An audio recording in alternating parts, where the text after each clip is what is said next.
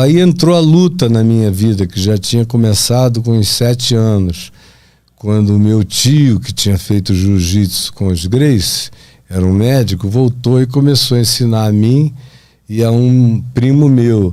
E todo sábado e domingo a gente saía no pau lá, patrocinado por meu pai e meu tio, só não podia soco.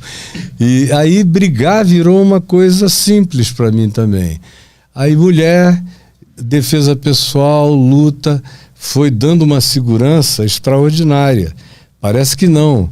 Uma boa parte das inseguranças das pessoas tem a ver com a sexualidade, até definirem uma identitariedade que eles possam chamar de sua, e também bullying, isso tudo que eu nunca sofri, também nunca fiz. Mas toda vez que tentaram fazer comigo, acabou na hora, eu resolvia no momento. O cara dizia, então vou te pegar lá fora. Quando ele terminava de falar, já estava entrando um assim no meio da cara, jogava no chão e cobria. Aí, pois bem, e aí os amigos ficaram todos muito mais velhos. Por exemplo, eu me tornei amigo do Arthur Vigílio Neto, do PSDB, que é mais velho do que eu, uns 8 anos.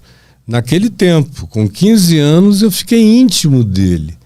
E ele já era formado em direito, em jornalismo, mas era faixa preta naquele tempo, primeiro ou segundo dan lá dos Gracie. E aí eu fui morar com ele me levou para o Rio, eu morei na casa dele muito tempo, treinava lá com os melhores Gracie. Durante toda essa história já tinha Deus, ensino religioso na tua vida? Não, nada. Tinha a memória do que minha mãe e minha avó me falavam. Elas eram presbiterianas, mais religiosas do que espirituais. Elas tinham mais aquela casca da religião. Meu pai, que era um agnóstico e que foi o homem, a pessoa mais importante da minha vida, se converteu lendo a Bíblia sozinho, lendo a Epístola aos Hebreus. Aí ele ficou impressionado com uma definição de fé que tem lá e que diz que a fé é a certeza das coisas que se esperam e a firme convicção de fatos que se não veem. Aquilo mexeu com o intelecto dele e ele resolveu ler o livro todo, que ele nunca tinha pegado. Aí minha mãe percebeu que se ele entrasse pelo Gênesis, ele ia parar no livro de Levítico, naquelas leis antiquadas, pedrada, violência como punição e tudo mais, bem primitivo. Ela disse, não, ele é um humanista, ele não vai sobreviver a isso, e era um dos melhores advogados.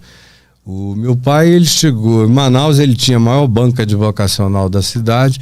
Quando ele foi atingido pelo golpe militar e nós mudamos para o Rio, no Rio, 2 anos depois, ele já tinha a segunda melhor banca do Rio.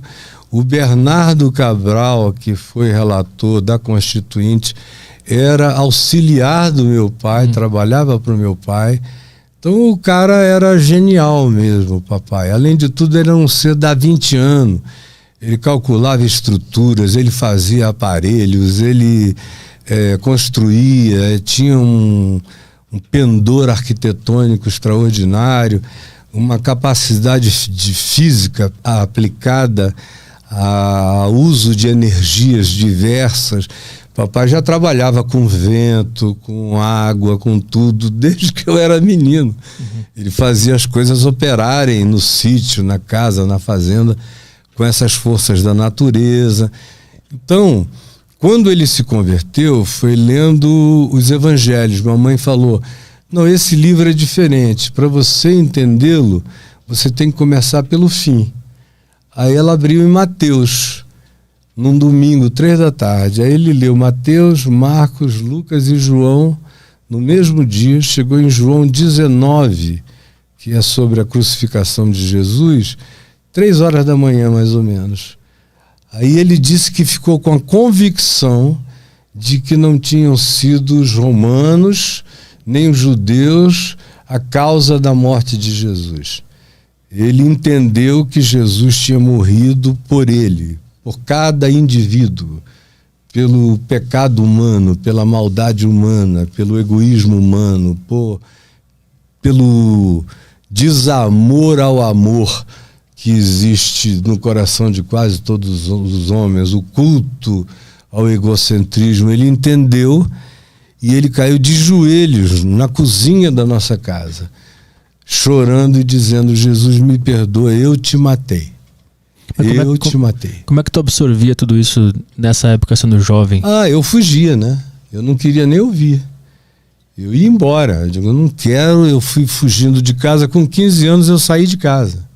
Fui embora de casa. E até aos 15, entre os 13, que foi quando isso aconteceu com ele, e os 15, eu vivia muito mais na casa de amigos e tudo, porque eu não suportava aquele ambiente da minha casa, que era muito bom, mas era tudo que eu não queria para mim.